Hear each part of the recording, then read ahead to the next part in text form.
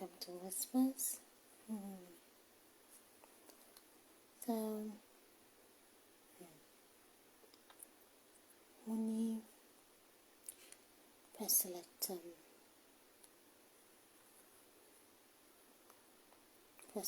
Tiffany or use oil subsidy.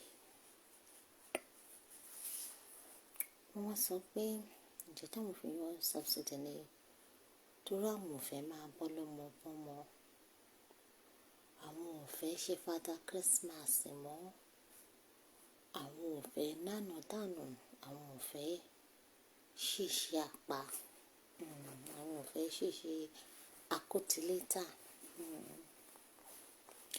Okay, so how true this is? Come along with me. Let's find out.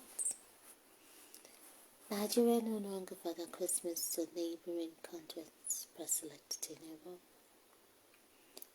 Press-select Bola.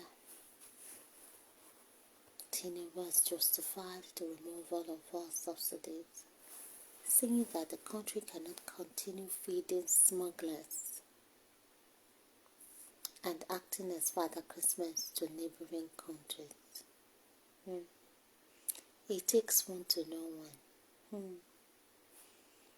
A statement issued by the Director of Information and the State House, Abiodun Olatujoye, disclosed that the Press-select said this during an interactive session with the royal fathers. Àwọn aláhìjẹ, àwọn alájẹfẹnunalẹ̀ bí ẹdìyẹ, àwọn ọba kọ̀ǹtọ́yàn. Under the August of the National Council of Traditional Rulers of Nigeria, the Press-select informed them of the decision to remove fuel subsidies, improve security, create jobs, and sustain the environment, as well as the forthcoming election of principal officers of them.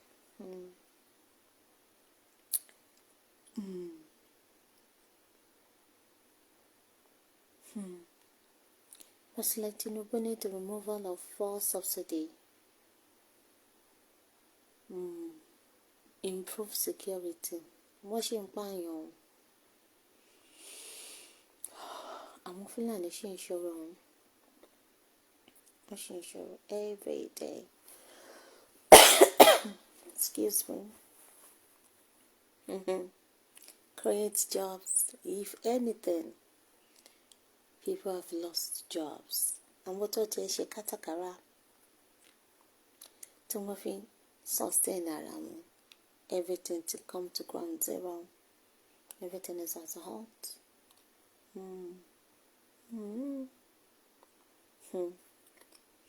I am grateful that you are paying attention to what I have been doing. Oh, Bola. Ishi, Shim, Toriba insane.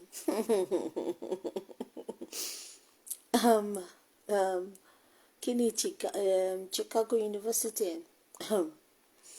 Also, be the Bola Tinubu to Wasibe as a student, as a girl. Oh, I don't know. Oh my God. Shame. Press-select.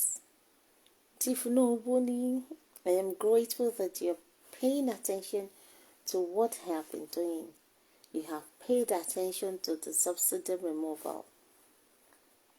Why should we, in good heart and sense, feed smugglers and be Father Christmas to neighboring countries, even though they say that every day is not Christmas?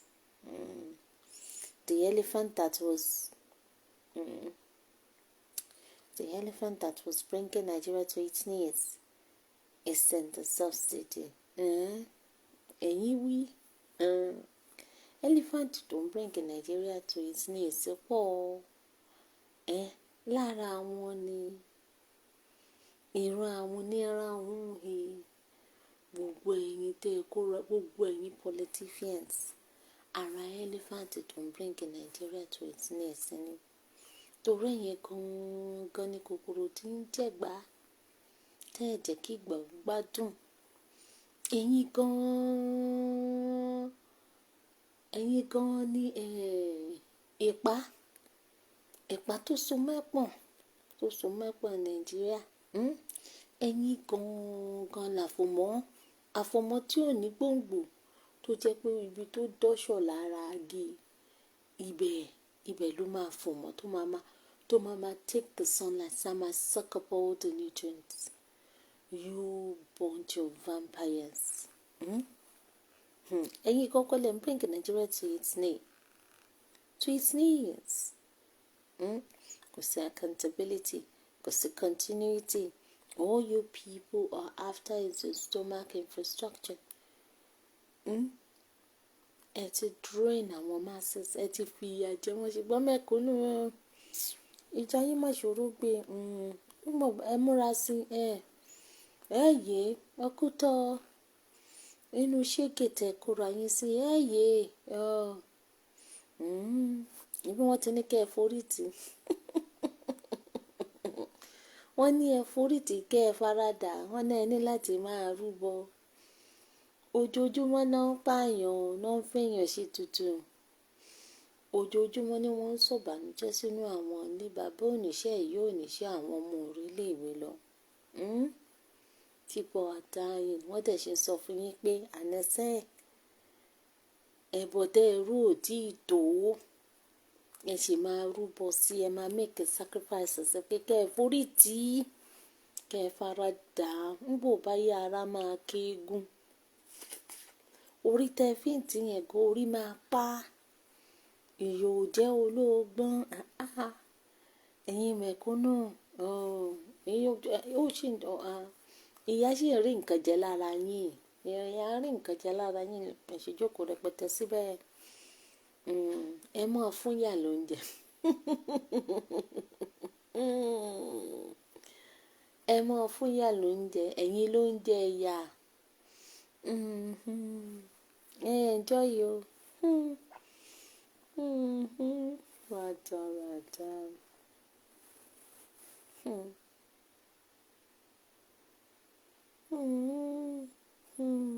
Wọ́n láwọn ò ní ṣe fada kérésìmesì.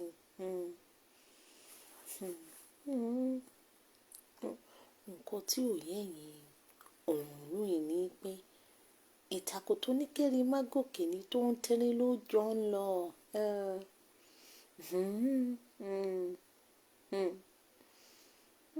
Ìpáǹparí ó lòun pàjá.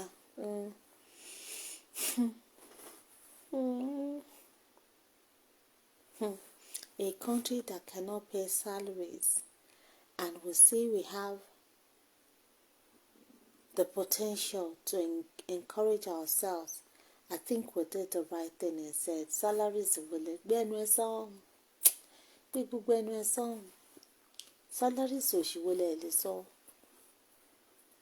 But tó tọ́ ni ṣá, àwọn òṣìṣẹ́, àwọn olùkọ́ in all levels of education, àwọn healthcare workers,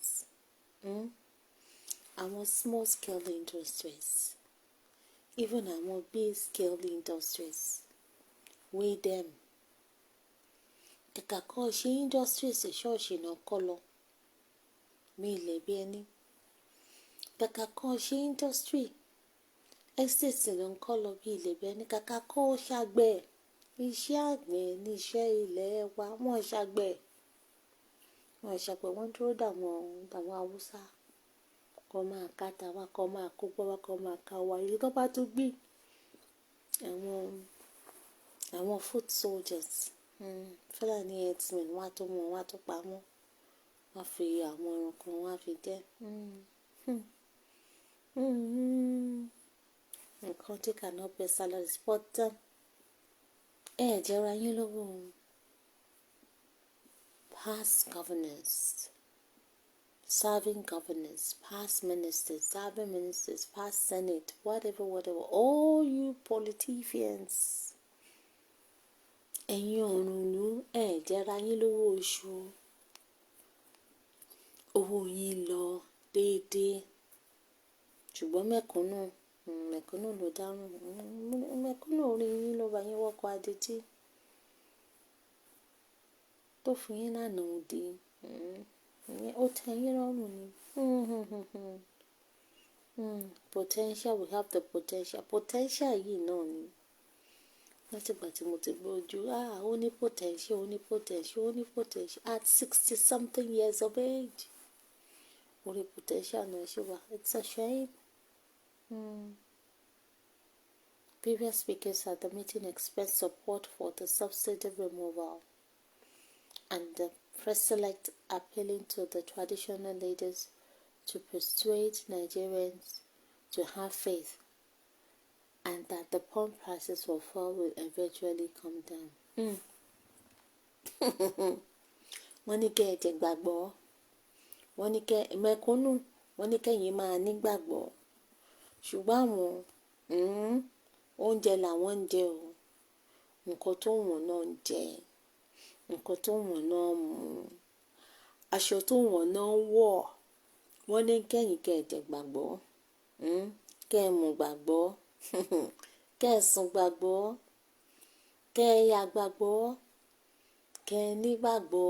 Ìgbàgbọ́ nù àwọn fún ara wọn, wọn ò nígbàgbọ́ nù ara wọn, wọn ò nígbàgbọ́ nù ara wọn. Àwọn á ní kẹ́yìn nígbàgbọ́ nígbà tó jẹ́ pé wọ́n ti fẹ̀sìn bò yín lójú, wọ́n ti fẹ̀sìn bò yín lójú náà. Nǹkan tó yẹ kẹ́ ẹ hold ìjọba yín responsible for basic infrastructures, for good standard of living, for employment. Wọ́n ní kẹ́ lọ, wọ́n ní kẹ́ fi gbàgbọ́ sí ẹ lọ máa dúró tọ́ náà, nǹkan tó náà ti yanjú. Tó yẹ kẹ́ ẹ gbégbèsẹ̀. Wá lọ máa I must drive mọ́tò. Òun náà yẹn wọ́n ti mọ kí ètò ṣe yín, wọ́n mọ kí ètò dé yín, wọ́n mọ kóòdù tó mú yín. Náà ti jù sí yẹn, yín náà ti hàn pọ́nkán. Wọ́n ní kẹ́ ẹ nígbàgbọ́. Wọ́n ní káwọn ọba yín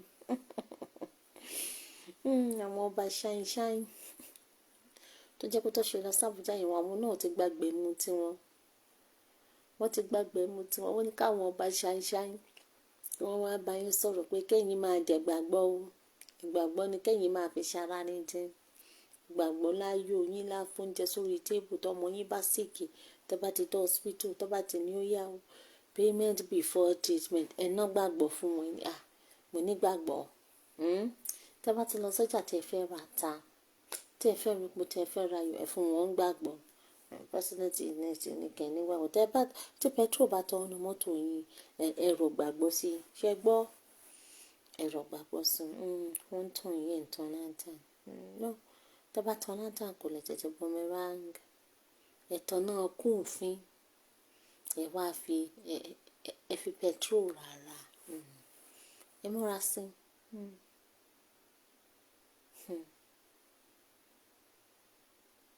While acknowledging concerns about the need for critical infrastructure in different parts of the country.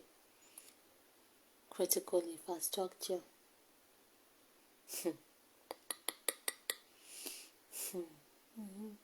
President Tinubu pledged that any roadblock in the way of the progress of the Nigerian people will be removed by his government. To jẹ́ pé ìwọ gangan ni your government is the clog. You are the clog in the wheel of the progress of the whole thing. Ọ̀nà tó gbà débẹ̀ kò ṣọ̀nà ẹ̀tọ́.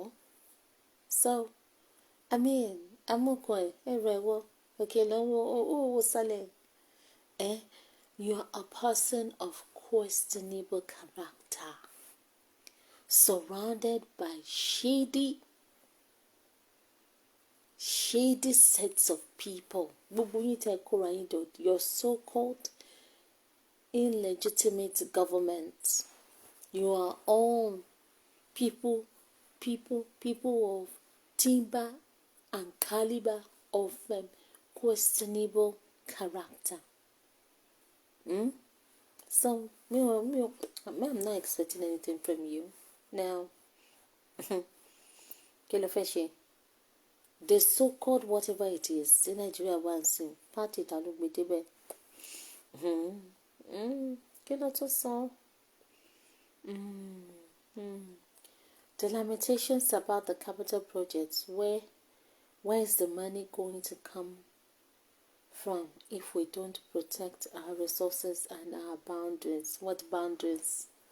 What resources? Resources ìtẹ̀tẹ̀ kó jẹ tán. Boundaries again, you're only protecting yourselves. You can't have the development without capital projects.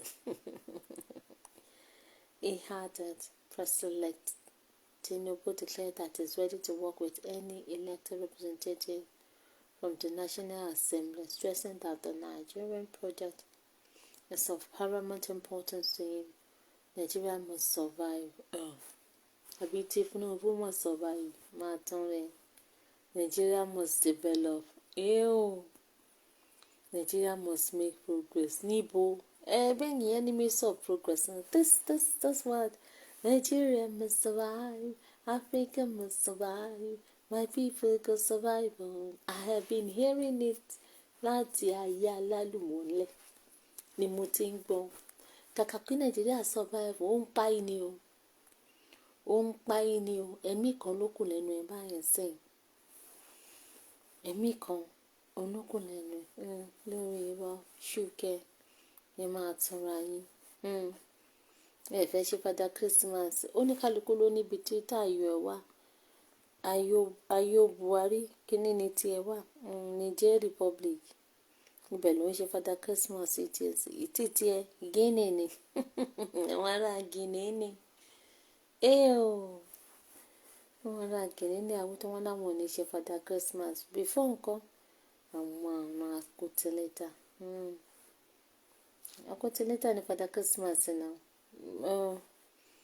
Alẹ́ ẹ̀ ṣe nǹkan kan. Ẹ kàn ṣe gàràgàrà ni. Ẹ ṣe nǹkan kan. Inú ìnira lẹ́kọ́ àwọn èèyàn sí awítán. Àwa máa sọ what we dey eat. Àgbàdo, gàrí, cassava, àwọn nǹkan ìnira. Kí àgbàdo tó dàgbàdo òun máa pa àwa lè kóńgó. Pẹ̀lú ìnira ni àgbàdo ló fi máa yangbẹ́. Sọ́kẹ́ gàrí, what we dey eat, cassava, gàrí. Ìnira ni cassava fi máa di gàrí. Pẹ̀lú yà, wọ́n á rin, wọ́n á jọ ní kúùkù, wọ́n á fomi sí, wọ́n á kó sínú àpò, wọ́n á kókò tàlé lórí. Ẹ̀wà, òun á pa ẹ̀wà lé kókó kó sì dé. Tinubu, Ọlọ́run gan mọ̀ pé Ọlọ́run máa bá mi farabalẹ̀ dé pẹ̀lú ẹ. Ó dẹ̀ ń sọ wọ́n ti dé gàrí ẹ̀wà cassava. Gàrí ẹ̀wà cassava. Ìnira burúkú. Afa tó sọ pé èèyàn máa mú ni. Ọmọ kéwòrò ní jẹ tíra. Ẹ̀yin náà dà. Lẹ́yìn náà lálàáfíà. Ní ẹ̀ lálàáfíà. Gbogbo ẹ̀yin tẹ̀ wá ní gọ́ọ̀mẹ̀ntì. Have you seen yourself? Ẹ ti tẹnugbó bí ọwọ́. Dé gbogbo owó tẹ̀lé kò yọ lára yín. Gbogbo ẹ̀yin members of the cabinet wọ́n máa sọ is a millionaire, is a billionaire. Politics ní career yín. Bá a ṣe ní doctors là ní lawyers, ẹ̀yin tí politician ní career yín. Gbogbo yín lẹ ti tẹnugbó bí ọwọ́. Bẹ́ẹ̀ ṣe tẹnugbó bí ọwọ́ yín oṣù ṣọwọ́ tẹ́lẹ̀ jẹ́ ìrọ̀lẹ́ pa. Ikọ̀ kan lọ́mọwọ́ yọ ẹ máa yọ ọ̀dà sọnù ni. Ẹ máa kán sí wẹ́wẹ́ lẹ máa yọ ọ̀dà sọnù. Tẹ ṣe ń farala ní àwọn aráàlú. Ará màmá nìyí náà.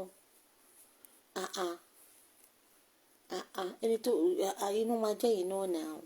Kí lẹ ń sọ yìí? Ṣebí you are in it. Mo ti like funny enough.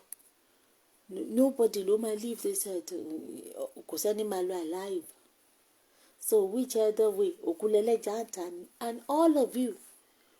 Kódà ẹlẹ́kọ̀ọ́ ọ̀run ti ń polówó báyìí. So ìwà tẹ́ ẹ wù kò bá bàjẹ́ kó kàn yín. Kó bàjẹ́ ò kàn yín. Ẹ ti mọ̀ pé ẹnìpẹ́ lọ. Ẹ ti mọ̀ pé ẹnìpẹ́ lẹ wá fi ṣe kàkà kéyìnbó lo òyìnbó ṣúágà. Mẹ́mẹ́. mẹ́mẹ́ but àwọn mẹ̀kúnnù náà orí wọn ló bá wọn wọ́ka di tíṣẹ́ orí tó bá máa jẹ kó tó bá sùn wọn á jí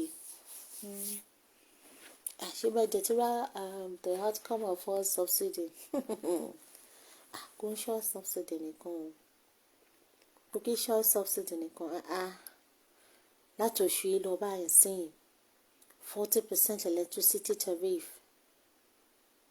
40% electricity tariff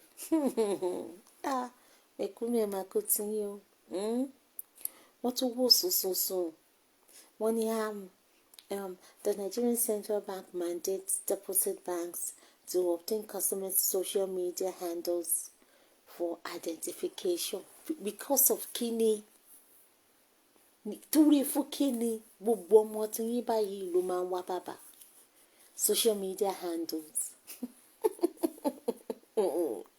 nígbà tí pátá ń ta mí tó lóun òun jọ kíní àná kíní káàdì yẹn ní ìmọ̀ something kí wọ́n máa lè link wá lè trace àwọn Boko Haram àwọn herdsmen àwọn kíní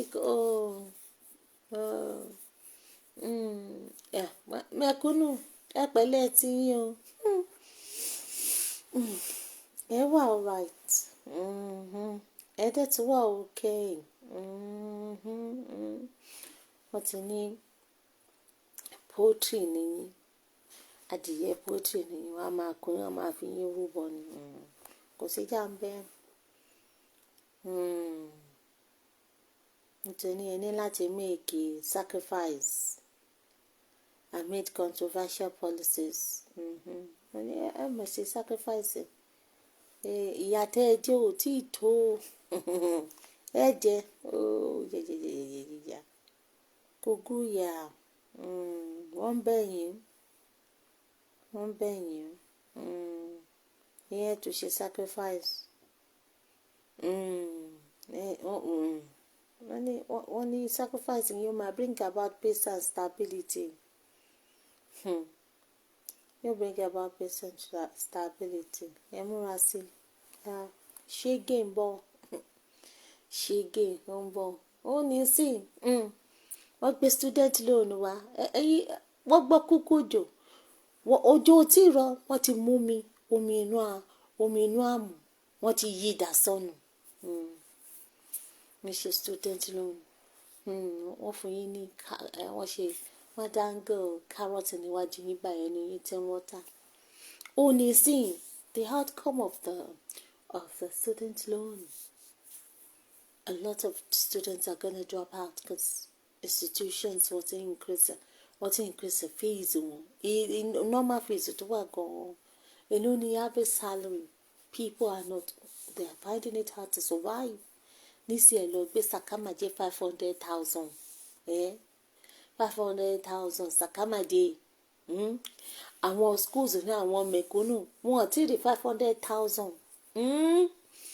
wọ́n ti mú omi inú àmú wọ́n ti yí dà sọnù wọ́n ti ní wọ́n ń gbé bọ̀ wọ́n gbé student nù 500,000 wọ́n ń gbé bọ̀ èló lẹ́ ń sọ fáwọn èèyàn as the income even the so-called whatever is gonna be for the few because gbogbo conditions are facing not everybody will be opportune to fulfill all the conditions that is so unfair kàkà kẹ́ ẹ má ra dẹ̀wọ̀n tó fara ni wọ́n ni àgbàdo lẹ́ o mẹ̀kúnnù ẹ mọ̀ jàgbàdo dáadáa o àti gàrí àtẹ̀wà wọ́n ti fi hàn yín báyìí sìn nígbà tó ṣe all subsidy if you want to do something like that you have to do it in phases and over a set period of time kò lè ṣe bẹ́ẹ̀ yẹn wọ́n ṣe bẹ́ẹ̀ yẹn everything skyrocketing with immediate alacrity epo ata everything mi ò rí irú ẹ̀rí mi ò tí ì rí ti mi ò understand táwọn èèyàn ṣe máa ń wà ẹ gbọ́ kúkú òjò wọ́n ní òjò rọ̀ o wọn ò mọ̀ bóyá òjò yẹn máa rọ̀ gbogbo omi tí wọ́n ní ni wọ́n lọ gbọ́dà sọnù wọ́n lọ gbé agbada sẹ́nu òṣòro òjò máa rọ̀ o ẹ láìkí láti máa fara níyí. Wọ́n dẹ̀ ti mọ̀, wọ́n ti mọ kóòdù tó dé yẹn pé ẹran ìyá níyí. Ẹran ìyá níyí ẹ̀ ń gbé mọ́ níyà. Wọ́n mọ̀ pé tó bá ti fún yín ní bẹ́ńdẹ́ báyìí sí yín, wọ́n ti fún yín bẹ́ńdẹ́, fún yín tó ń nà yín máa kú máa yè báyìí. Tó bá ti gbé pákí sí tẹ̀ tó máa sáré wá ewúrẹ́, ẹ sáré wá jẹ́. Látún mú yín wá tó kóyà fún yín dáadáa. Yín máa jẹ láì ṣẹran. Tí ẹ wà ní brain, ó dàbí pé mo ti kó brain yín.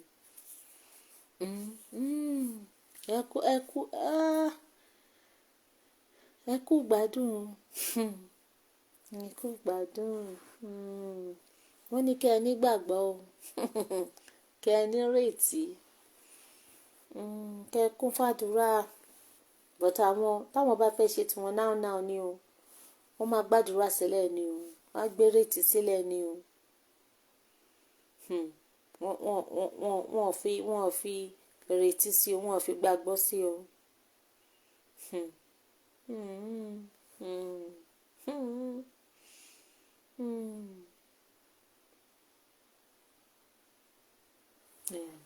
No religious identity, no tribal identity. Let us live with one another in joy and prosperity.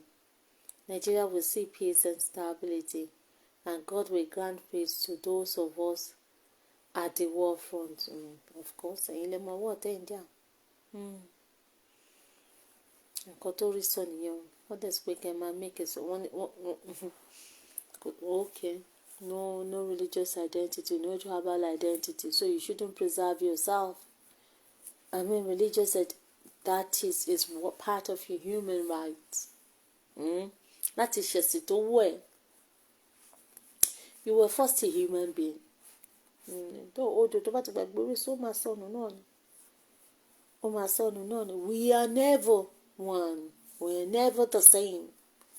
Geographically Ọlọ́run ti pín wa. Culturally àyàtọ̀ síra. Language kan kò dọ́gba. It's not the same. It's not the same. So kí ló wá ń sọ? Bàtà. So guys. Until I come your way again, thanks for listening to me. Bye.